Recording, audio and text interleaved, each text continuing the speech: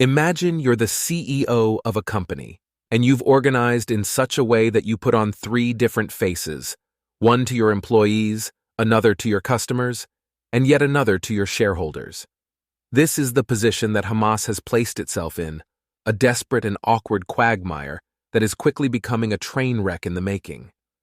For audiences across the West, Hamas wants the narrative to revolve around the poor and uninvolved Palestinians who are indiscriminately being bombarded by the excessively mighty and oppressive Israeli military.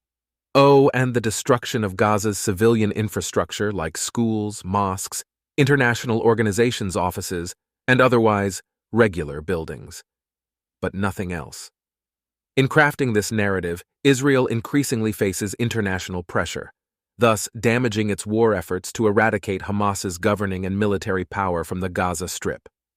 After all, the war of information is the only war that Hamas can remotely come close to winning, or at least drawing a truce. Within this war of information, Hamas does not want Western audiences to see or feel the war that it deliberately launched on October 7th, and that was preceded by other vehicles of Palestinian terror, both explicitly and implicitly tied to Hamas.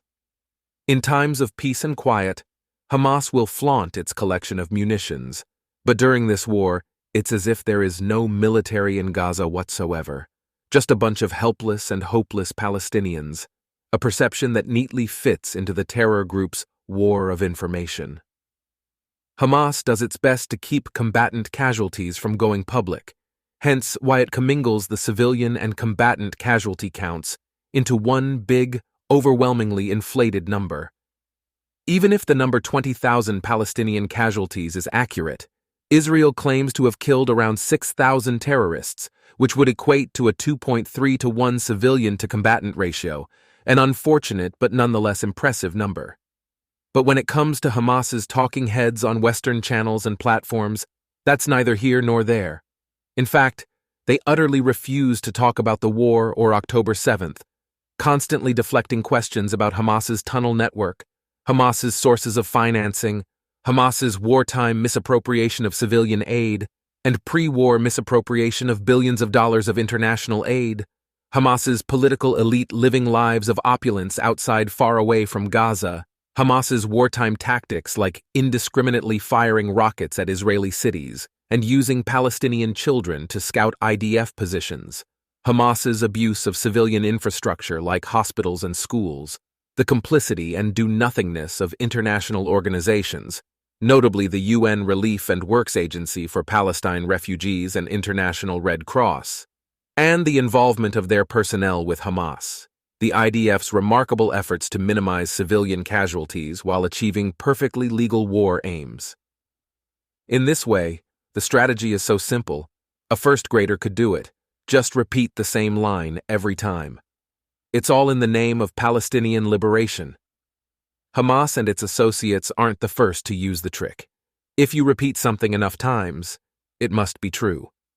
Ultimately, Hamas knows that even the most respected media outlets like the BBC and New York Times are eager to overlook or underreport all of the terror group's war crimes, in favor of coverage about an off-the-cuff assertion by an unimportant Israeli politician or retired general. If it makes Israel look like the big bad beast, jump all over it and amplify. If it makes Hamas or the Palestinians look unbecoming, then downplay, bury the lead, or just outright ignore.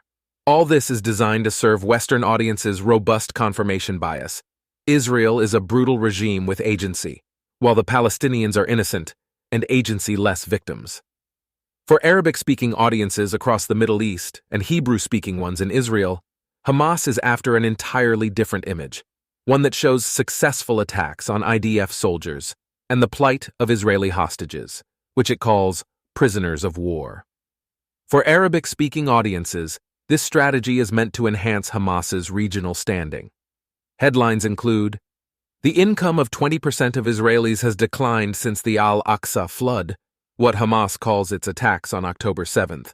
Israeli Army Reserve soldiers say the situation is unbearable on the northern front.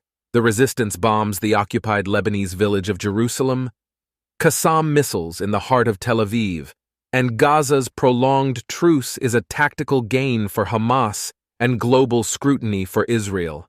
In Israel, meanwhile, Hamas's strategy is none other than unapologetic psychological warfare, with the aim of inspiring Israelis to put pressure on their government to strike another humanitarian ceasefire in exchange for Israeli hostages.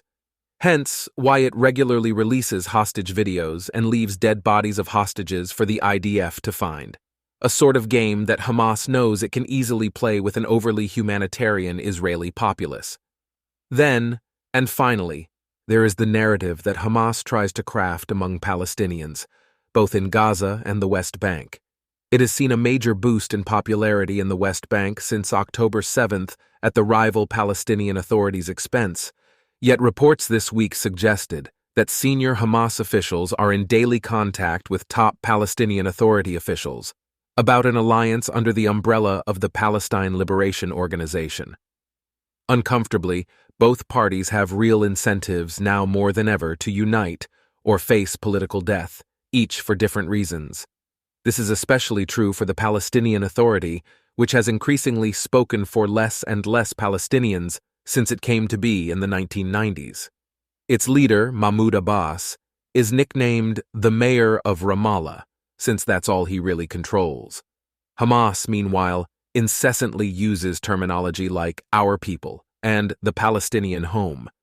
Even though the terror group has done next to nothing to protect civilians, uses them as human shields, and violently diverts trucks bringing humanitarian aid into wartime Gaza. But Hamas won a parliamentary majority in what turned out to be Gaza's last election in 2006, not on an incendiary platform to kill the Jews, but as the party of change and reform. After years of rule by Abbas's widely unpopular and corrupt Fatah party, a vote for Hamas was a vote against Fatah, which runs the Palestinian Authority. What's interesting, though, is that most people in Gaza, where roughly half the 2.2 million population are under 18, were either not yet born or don't have an actual memory of the last time there was an opportunity to express a political will. And while many Palestinians do not publicly speak out against Hamas, surveys taken before the war showed that most people in Gaza had a poor opinion of how Hamas handled things they valued the most: access to food, education, healthcare, living conditions, and jobs. These surveys, conducted by Arab Barometer, a nonpartisan network of U.S.-based researchers working with local partners across the West Bank and Gaza, revealed that a healthy majority of people in Gaza, 68%, believed they had no way to safely participate in peaceful protests against Hamas's rule. They were also more likely to blame Hamas leadership than Israel for material shortages in their lives, despite a nearly two-decade blockade from Israel and Egypt that has affected every aspect of life for Palestinians in Gaza, from where they can live and study to where they can travel and what health care they can access. According to the Arab Barometer survey, some 73% of people in Gaza favored a peace deal with Israel. Hamas might be realizing that, after running the Strip like its own personal fiefdom for the last 16 years, a political arrangement with Israel, the country it has venomously vowed to destroy, might actually be in its best interest. Just last week, Musa Abu Marzouk, a prominent member of Hamas's political bureau, said that the terror group would be open to recognizing Israel in order to fall into line with the position of the Palestine Liberation Organization. "You should follow the official stance," said Marzouk, referencing the position adopted in 1993 under the Oslo Accords, in exchange for Israel's recognition of the group as the legitimate representatives of the Palestinian people. The official stance is that the PLO has recognized the State of Israel. Should a Palestinian Authority-Hamas merger and subsequent two states for two peoples situation unfold, this would completely play into Hamas's favor. October 7th would become, in Palestinians' minds, the day that Palestine was reborn, thanks to Hamas's unbelievable attacks. As a matter of fact, 75% of Palestinians said in a poll that they either strongly supported or supported to some extent the October 7th attacks carried out by Hamas. Adib Ziadeh, a West Bank-born international affairs expert who researches Hamas and now teaches at Qatar University in Doha, hypothesized that one of the main drivers for Hamas to do what it did in Israel on October 7th may have been it felt it had nothing to provide for the people in Gaza any longer. Maybe it believed the patience of people in Gaza with Hamas had run out, said Ziada. Maybe it felt it had nothing to lose when it was no longer able to help them with their needs. In Israel, Prime Minister Benjamin Netanyahu is known as the magician for his knack of weaving in and out of political dilemmas. Hamas might give Bibi a run for his nickname when it's all said and done.